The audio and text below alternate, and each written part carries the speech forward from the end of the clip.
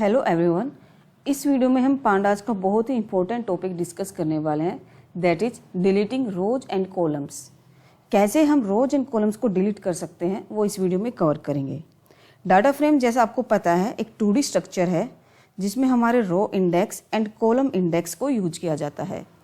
Given example में हम एक डेटा फ्रेम ले रहे हैं जिसका नाम है DF, जहाँ पर हमारे पास 4 रो हैं और जिनका इंडेक्स है 0, 1, 2, 3।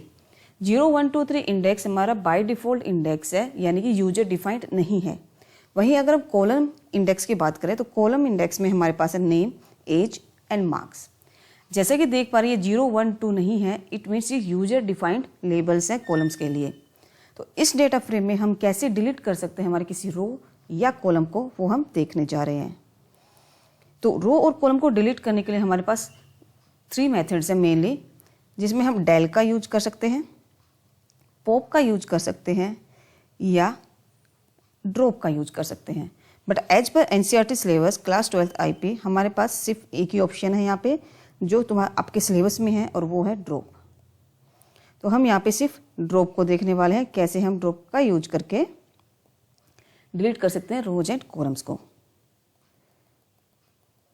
तो फॉर एग्जाम्पल हम यहाँ पे डिलीट करना चाहते हैं एज जो हमारा कॉलम है उसको। तो ड्रॉप हमारा फंक्शन है। ड्रॉप के बारे में पहले हम एक चीज़ देख लेते हैं। ड्रॉप को यूज करने का तरीका है, सबसे पहले हम लिखेंगे data frame name dot drop, क्योंकि फंक्शन है तो पैरेंथेसिस आएंगे हमारे पास। यहाँ पे अगर हमें रो को डिलीट करना है तो रो लिख देंगे, अगर कॉलम को डिलीट करना है तो कॉलम। फॉर एग्जाम्पल हम यहाँ पे कॉलम डिलीट कर रहे हैं तो कॉलम नेम कोमा। अब यहाँ पे हमें एक्सिस बताना पड़ेगा। एक्सिस कॉलम के लिए एक्सिस 1 यूज होती है और रो के लिए एक्सिस 0 होती है। अगर हम सिर्फ इतना करके यहाँ पे हम हमारे प्रोग्राम को एंड करते हैं, रन करते हैं, तो ओरिजिनल जो हमारा DF डाटा फ्रेम है उसमें चेंज नहीं होगा, क्योंकि ड्रॉप आपका एक न्यू डेटा फ्रेम क्रिएट करके देता है। तो अगर आपको ओरिजिनल डेटा फ्रेम में चेंज करना है तो उसके 2 मेथड है। पहला मेथड क्या कहता है, आप कोमा लगाइए, in place equal to true कर दीजिए। इसका मतलब है जो new data frame after deleting as column आएगा उसको ओरिजिनल डेटा फ्रेम से रिप्लेस कर दीजिए। तो ओरिजिनल डेटा फ्रेम आपका जो रिप्लेस हो जाएगा न्यू डेटा फ्रेम से जिसमें एज नहीं है। दूसरा मेथड इसको करने का है DF डॉट ड्रॉप, बाकी सब कुछ सेम रहेगा, एज एक्सिस इक्वल टू 1। जो ये न्यू डेटा फ्रेम आया है वापस असाइन कर दीजिए आपके ओरिजिनल डेटा फ्रेम के वेरिएबल को। तो आप दोनों में से कोई भी तरीका कर सकते हैं, हम दोनों तरीके यहाँ पे करके दिखाएंगे। तो यहाँ पे हमारा डाटा फ्रेम बन चुका है। फॉर एग्जाम्पल हमें एज कॉलम को यहाँ पे डिलीट करना था, तो हम क्या करेंगे, DF डॉट ड्रॉप एज, क्योंकि हमारा स्ट्रिंग है तो कोट्स में आएगा। एक्सिस हमें बतानी होगी यहाँ पे, कॉलम के लिए एक्सिस 1 होती है, comma in place equal to true. इसको रन करते हैं, और रन करने से पहले हम दोबारा हमारे डेटा फ्रेम को प्रिंट भी करके दिखाएंगे ताकि ओरिजिनल और जो न्यू बन के आया है उसमें डिफ्रेंशिएट आप कर पाएँ। तो इस प्रोग्राम को हम रन करते हैं। तो एज यू कैन सी यहाँ पे हमारा एज जो कॉलम है वो डिलीट हो चुका है। और यहाँ पे हम चाहे तो हमारे दूसरे तरीके से भी कर सकते हैं। क्या कर सकते हैं, हम इन प्लेस की बजाय जो न्यू डेटा फ्रेम आया है ओरिजिनल डेटा फ्रेम के वेरिएबल को असाइन कर देंगे। अगेन आपको रन करके दिखा रहे हैं। एज यू कैन सी यहाँ पे भी हमारा एज कॉलम डिलीट हो गया है। तो ये आपकी चॉइस है कि आप कौन सा मेथड यहाँ पर यूज करना चाहते हैं।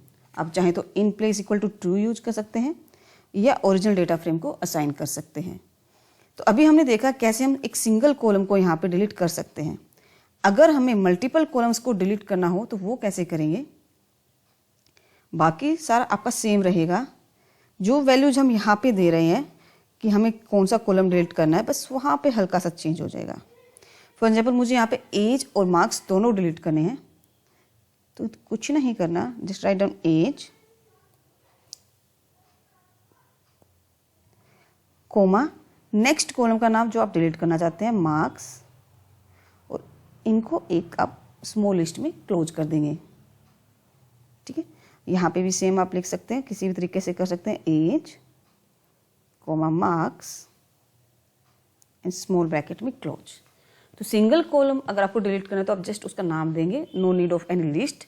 मगर मल्टीपल कॉलम्स को आपको अगर डिलीट करना है तो आप जितने कॉलम्स को डिलीट करने वाले हैं उन कॉलम्स को लिखते जाइए और उनको कोमा से सेपरेट करके एक लिस्ट में क्लोज कर दीजिए।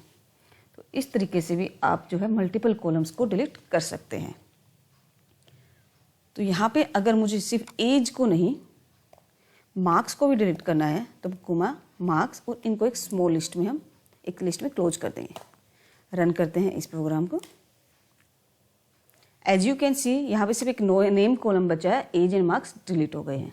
सेम तरीके से अगर आपको कोई भी रो डिलीट करनी है वो भी हम कर सकते हैं। फॉर एग्जाम्पल हमें डिलीट करनी है रो जिसका इंडेक्स है 1, तो हम इंडेक्स देंगे 1 कोमा, अब एक्सिस 1 नहीं, एक्सिस हो जाएगी 0 क्योंकि रो के लिए एक्सिस यूज करते हैं हम 0। रन करते हैं तो एज यू कैन सी जो 1 नंबर का इंडेक्स था रो इंडेक्स वो डिलीट हो गया है। और अगर हमें मल्टीपल यहाँ पे रो डिलीट करनी है तो हम एक लिस्ट में पास करेंगे। फॉर एग्जाम्पल पोजीशन 1 और पोजीशन 3 पे जो रो है इंडेक्स पे जो रो है उसको डिलीट कर दीजिए। तो एज यू कैन सी 1 और 3 वाली रो यहाँ पे डिलीट हो गई है। सो डिलीट करने का बहुत ही ईजी तरीका है, आपको कुछ नहीं करना, जस्ट राइट डाउन df.drop। यहाँ पे आपको रो या कॉलम्स देने हैं। अगर सिंगल कॉलम या सिंगल रो डिलीट करना है तो एक स्केलर वैल्यू देंगे, नो नीड ऑफ लिस्ट। अगर मल्टीपल रोज या मल्टीपल कॉलम्स डिलीट करने हैं तो we will pass it as a list, और उस लिस्ट में हम देंगे हमारे जितने भी रो या कॉलम्स आपको डिलीट करने हैं। फॉर एग्जाम्पल रो 1 रो 2, आपको जो भी रो 1 या कॉलम्स यहाँ पे डिलीट करने हैं। कोमा लगाइए, एक्सिस इक्वल टू, अब यहाँ पे दो पोजीशन वैल्यूज हैं 0 एंड 1। 0 मीन्स आप रो को डिलीट करना चाहते हैं, 1 मीन्स आप कॉलम को डिलीट करना चाहते हैं, एंड ब्रैकेट क्लोज। और इसको आप ओरिजिनल डेटा फ्रेम को वापस असाइन करवा दीजिए या फिर इन प्लेस का यूज कर लीजिए, जो भी आपको बेटर लगे वो आप यहाँ पे कर सकते हैं। अब यहाँ पे एक दो चीज़ें हैं जो हम दिखाना चाहेंगे। फॉर एग्जाम्पल यहाँ पे 1 और 3 रो इंडेक्स की रोज को हमने डिलीट किया था। अगर हम यहाँ पे इंडेक्स नहीं भी देते हैं, अब देख रहे हैं मैंने इंडेक्स नहीं दिया तो भी मेरी रो डिलीट हो गई, क्योंकि ड्रॉप बाय डिफॉल्ट रो को ही डिलीट करता है। ठीक है, ड्रॉप बाय डिफॉल्ट रो को डिलीट करता है, इसलिए यहाँ पे जब हम रो डिलीट कर रहे हैं तो हमें रो एक्सिस इक्वल टू 0 लिखने की जरूरत नहीं है। तो इन दो तरीके से हम हमारे रो या कॉलम को यहाँ पे डिलीट कर सकते हैं।